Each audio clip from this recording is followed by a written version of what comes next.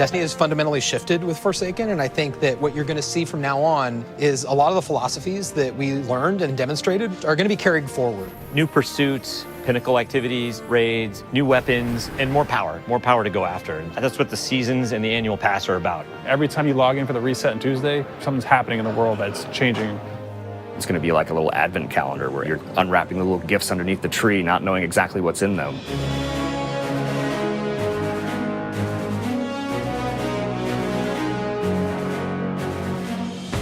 We're not trying to do DLCs anymore. We're not trying to introduce a brand new campaign. Instead, what we want to do is deliver 3 full seasons of content that can last for an entire year and that is coupled with the end game and matches the way players play Destiny.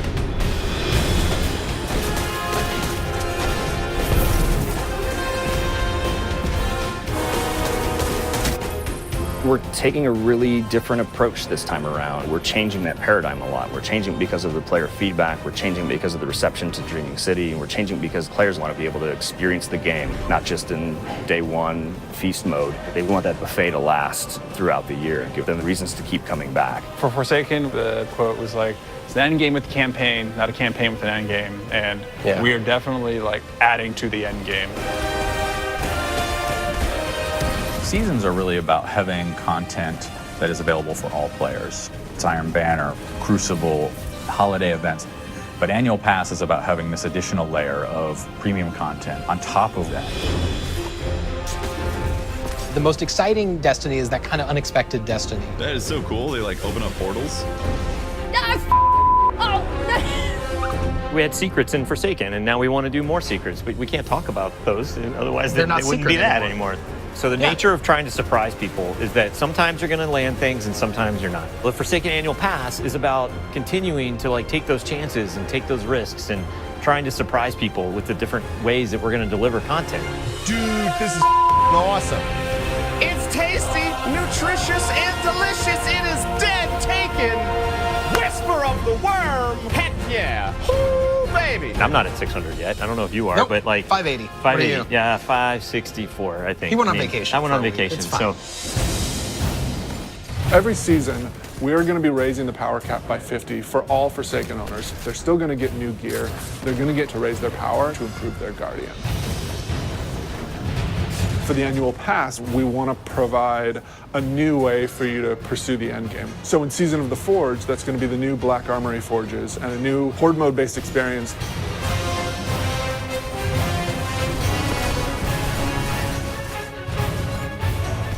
In Joker's Wild, Season of the Drifter, that's going to be new Pinnacle Gambit activities that you can play with your friends.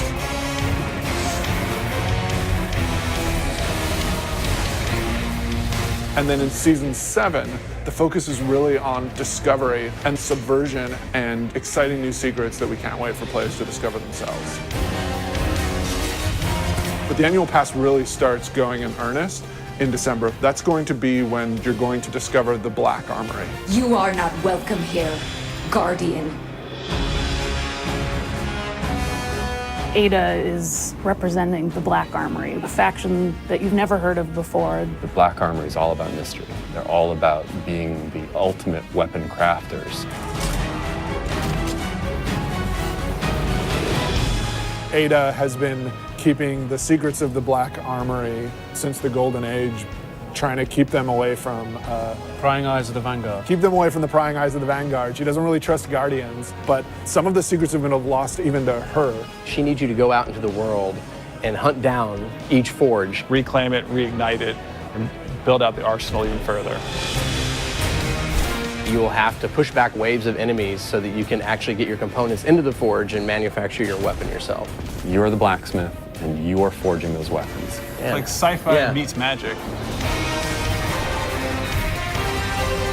We've heard players asking for matchmaking and activities. This new Forge activity delivers on that. We're trying to address the challenge with like Escalation Protocol and Blindwell, where we know you want to play with people, you want to matchmake with them, and so this is our first step into solving that problem.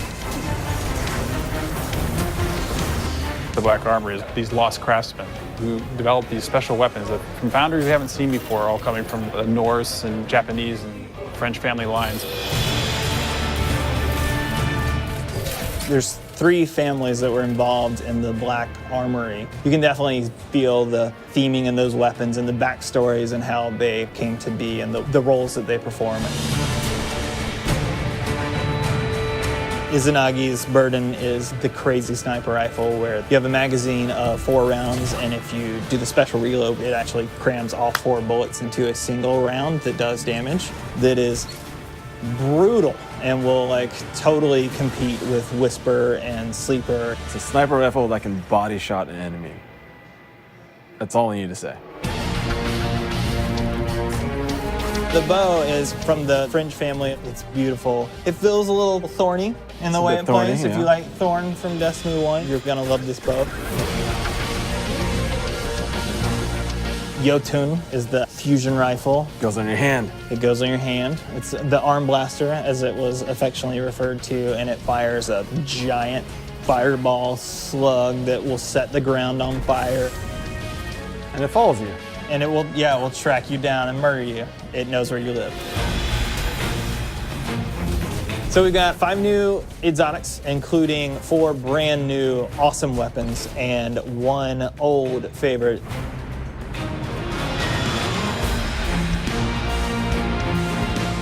We have new legendaries, including the returning archetype of the machine gun.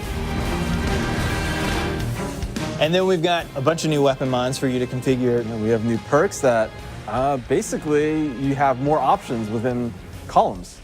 You have more options within columns. If I had like Rampage and then Dragonfly, I could choose to pick between them. Yeah, you can choose. You can choose. In Black Armory, it's about new weapons, new activities, and doing all the pursuits to get more powerful to go into the raid. We're gonna mix it up. We're gonna go in the city. Like, we've never done anything like that before, and it's awesome. And you drop straight into this old part of the city that you haven't ever been in because it's been off limits. It's about the unexpected. It's got vehicles. It's different in a very refreshing way. It's a throwback to Wrath of the Machine style combat. It's much more focused on high action, high adrenaline. Keep the throttle pegged. That would be my my advice. We really don't want to be a box product that you think of as being on a disc. We want to be a world that evolves and changes over time. Anytime you try something new, it's going to be uncomfortable, it's going to be scary, but we got to forge ahead. Like, the world's changing, games are changing. It's time to set a new course. Yeah.